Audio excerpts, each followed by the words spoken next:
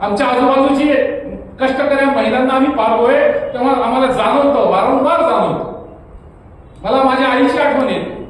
अत्यंत कठीण परिस्थितीतून माझा हा सगळा संघर्ष आहे आणि अत्याधिक का होईना, कमी अधिक का होईना, माझाही जीवन संघर्ष या लेखकाशी मिळता जुळता मला वाटला आणि म्हणून मला वाटलं की ही कादंबरी, ही कथा आपल्याशी शेअर करावी, आपल्याशी बोलावं या विषयाच्या अनुषंगाने.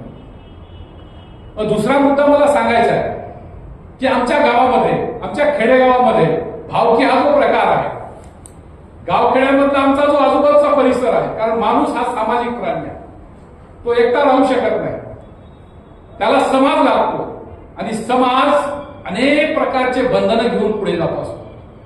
या पारूची भावकी जी आहे, या पारूचा समाज जो आहे, प्रगत समाज आहे, मराठा समाजाचं हे चित्रण आहे. ही भावकी पारूला पुनर्विवाह, दुसरा विवाह करण्याची अनुमती देत नाही, परवानगी देत नाही. आणि ज्या वेळेस पारूनं मोतर केलेला आहे, दुसरं लग्न केलेलं आहे, सगळ्या भावकी, सगळे गावातले लोक तिला त्रास देतात, तिला हाणून पाडून बोलतात.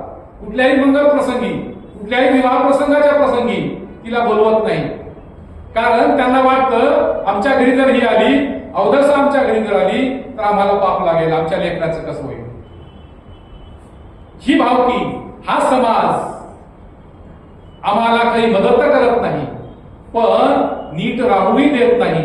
अशा प्रकारची व्यथा पारू आणि तिचा मुलगा बबू आपल्याशी बोलताना या कादंबरीतून जाणवत आहे. हे चित्र गावखेड्याचं जरी चित्रण असलं तरीही शहरातील समाज सुद्धा आजही आम्ही पाहतो, आजूबाजूचा समाज आमच्याकडे. कारण पतीने सोडलेली किंवा पती नसलेली स्त्री पुरुषाच्या नजरेमध्ये आजही केवळ आणि केवळ भोग वस्तू आहे. याना त्या कारणानं तो तिच्याकडे पाहत असतो, तो तिचा उपभोग घेऊ इच्छितो, तो तिला सतवत असतो, तो तिला परेशान करतो आणि तिच्या जगण्यामध्ये नेहमी नेहमी बाधा निर्माण करण्याचं काम करतो. अशा या पुरुषसत्ताक व्यवस्थेला उलथवून टाकण्यासाठी ही कादंबरी आवश्यक आहे. आणि या अर्थानं या कादंबरीमधून वाचक अंतर्मुख होऊन विचार करायला लागतोय की आम्ही या 21व्या शतकामध्ये वागत असताना आम्ही अजूनही का विचार करत नाही, अजूनही आमची दृष्टी का, आमच्या मनामध्ये का विचार येत नाही की आमच्या घरातील स्त्री, आमची आई असेल, आमची पत्नी असेल, आमची बहीण असेल, का आम्ही तिच्याकडे वस्तू म्हणून पाहतो, का तिला आम्ही एक माणूस म्हणून स्थान देत नाही. असे प्रश्न निश्चितच ही कादंबरी वाचल्यानंतर आमच्या समोर उभे टाकतात. दुसरा हा जो मुद्दा मला या कादंबरीच्या अनुषंगाने सांगायचा आहे की कपाळापेक्षा मोठं कुंकू या प्रकरणामध्ये पारूचं लग्न, ज्याप्रमाणे मी सांगितलेलं आहे की तिचं लग्न तिचा आजोबा 5 पट वयाच्या या दगडू सोबत लावून देतोय.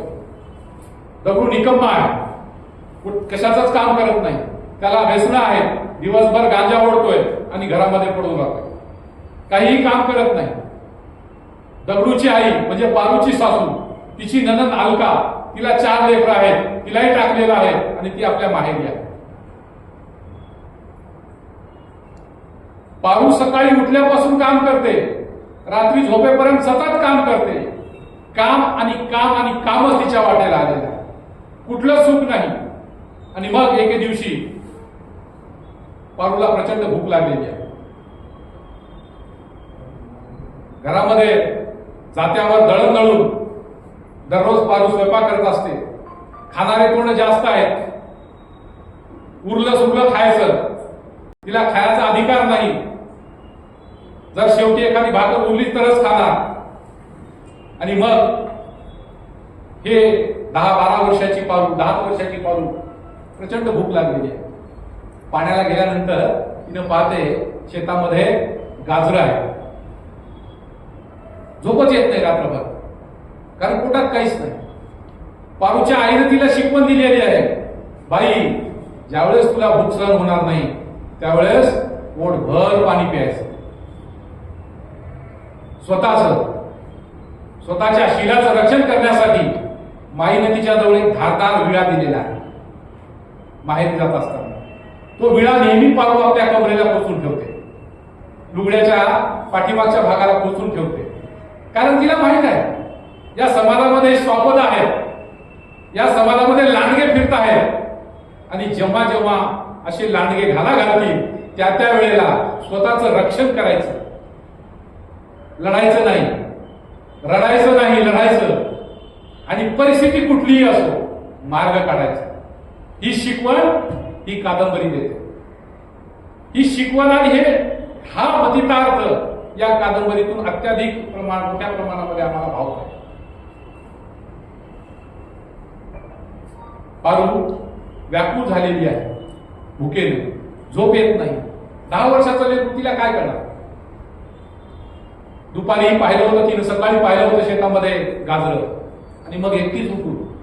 कशाची भीती नाही तिला, कारण भूक आहे, पोटची भूक आहे. हिंदी एक कवी आहेत, एक लीलाधर जगुडी नावाचे गुरुजी, आणि त्यांनी कविता लिहिली भूक म्हणून. ते म्हणतात, जो छोटी हो या बड़ी हो, भूख का जंजला सभी को समान रूप से सताता है. हाती असो या चीटी, भूक सगळ्यांनाच त्रास देते, सगळ्यांनाच सतवते. आणि या भूक शमवण्यासाठी आम्हाला काय काय करावं लागतं, काय काय करतोय आम्ही. जेव्हा जेव्हा भूक लागती तेव्हा हे सगळे बंधनं माणूस आणि जनावर एक समान होतात. ही सोनकांबळेच्या आत्मकथेमधला हा प्रसंग आहे. कारण भुकेची यातना काय असते त्या भुकेल्यालाच माहीत. आमचं पोट भरलेलं असतं आणि म्हणून आम्हाला ते जाणवत नाही.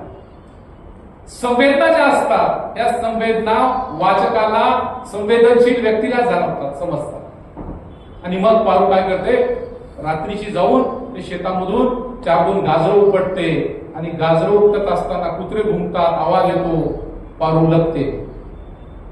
तिच्या लुगड्याला सगळा तो चिखल लागतो. कसं तरी लपत लपत ती घरी येते. नवऱ्या पाहतोय, तिचा दगडू पाहतोय. काय ग सडवे, आय घाले, पुन्हा खाली निघून आलीस. पुरुष पहा, फार शिवा, फार घाणघाण शिवा, अपमान, तिरस्कार पारूच्या वाट्याला आलेला. घरी जन्मल्यापासूनच आजोबानं तिचा तिरस्कार केलेला आहे. माझ्या लेकाचा वश बुडवायला निघाली, मुलगी झाली, कारण हे परक्याचं धन आहे. हिला सांभाळून आम्ही काय करायचं, हिचा आम्हाला काय उपयोग. अशी जन्मापासूनच अवहेलना पारूच्या वाट्याला आलेली आहे. पारूची सासू, तिची नणद नाही ते तिला बोलतात, तिच्यावर आरोप करतात, घाण आरोप करतात. ही बिचारी गपचूप बसते, मारतात तिला, सहन करते. कारण परिस्थितीने तिला सांगितलेली आहे, तिच्या आईने तिला शिकवण दिलेली आहे, बेटा सहन करायचं, रडायचं नाही, लढायचं. आईचा शब्द मानून, आई बाबाचं नाव काढण्यासाठी ती पारू प्रचंड यातना, प्रचंड सहन करण्याची क्षमता तिच्यामध्ये लहानपणापासून सांगितली.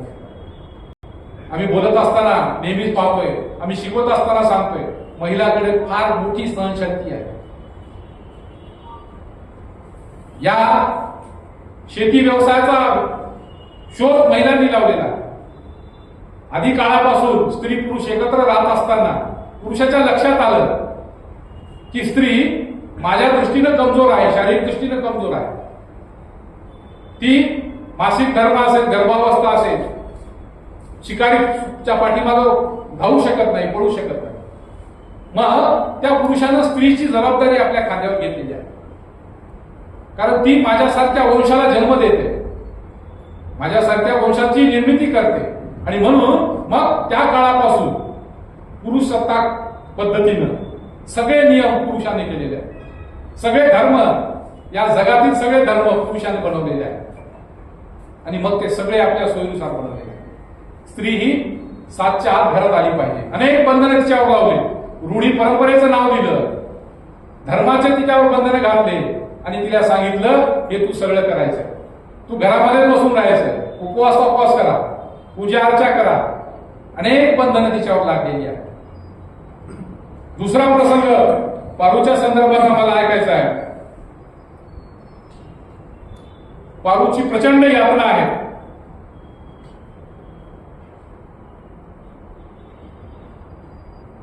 पारूला आपल्या सासरी आपल्या आईबापाचं नाव राखण्यासाठी इतकं अपमान, इतकं काम, इतकी मारझोड सहन करून सुद्धा राहायचं आहे. आणि हे राहत असताना एक दिवस पारूची सासू, पारूची नणंद जबरदस्ती करतात. पारूला आणि दगडूला मधल्या घरामध्ये कोंडून टाकतात, बाहेरून कडी लावतात. हा दगडू